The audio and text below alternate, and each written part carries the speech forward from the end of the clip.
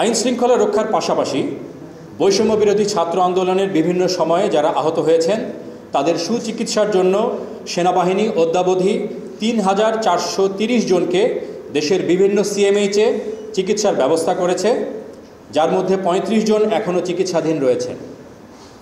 এ পর্যন্ত ১,৫০০-রও বেশি বিভিন্ন ধরনের অস্ত্রোপচার করা হয়েছে, যার মধ্যে ১৫৩টি ছিল গুরুত্বপূর্ণ মাত্রা। এছাড়া ৪ জন গুরুতর আহত রোগীকে উন্নত চিকিৎসার জন্য সিঙ্গাপুর এবং থাইল্যান্ডে পাঠানোর ব্যবস্থা গ্রহণ করা হয়েছে।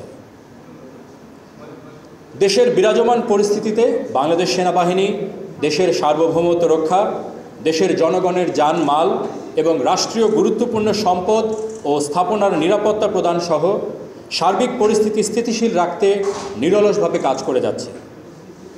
সম্মানিত সেনাবাহিনী প্রধানের দিক নির্দেশনাকে অনুসরণ করে দেশের ৬২টি জেলায় সেনা সদস্যরা আইন শৃঙ্খলা রক্ষায় অন্তর্বর্তীকালীন সরকারের সংশ্লিষ্ট মন্ত্রণালয়সমূহ, আইন শৃঙ্খলা রক্ষাকারী বাহিনী, স্থানীয় প্রশাসন, বিভিন্ন সংস্থা, গণমাধ্যম এবং সাধারণ জনগণের সাথে সম্পৃক্ত হয়ে সমন্বিত প্রচেষ্টার মাধ্যমে সার্বক্ষণিক সক্রিয়ভাবে দায়িত্ব পালন করছে।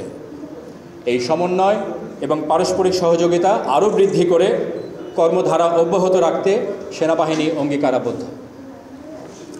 এই ছিল দেশের আইন শৃঙ্খলা রক্ষায় সেনাবাহিনীর সাম্প্রতিক কার্যক্রম সম্পর্কে আমাদের বক্তব্য।